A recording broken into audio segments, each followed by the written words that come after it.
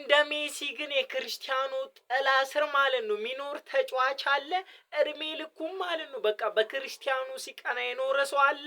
ሜሲ ህንድ ሄዶ ማለት ነው።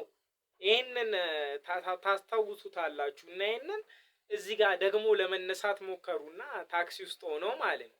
ምንድነው አሁን? እሺ እስኪ በእናትህ ኦራና ላውራ ታገናኛለህ እንዴ? ማን ውጣ እስኪ። ምንድነው? በቃ በክርስቲያኖ ጥራ ስር መኖር ኧረ አይነፋም። ደግሞ ማለት ነው ህንድ ሄዶ ምናምን ፋስት ፉድ እየሸጠ ነው አሉ። ያንን ፋስት ፉድ ማን የህንድ ፋስት ፉድ ታውቁታላችሁ?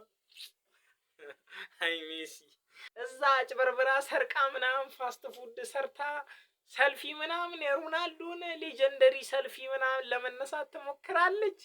አረ ለዚህ ፎቶ ግን ኮሜንት ላይ እንትን ላደረግኩ ይመቸ።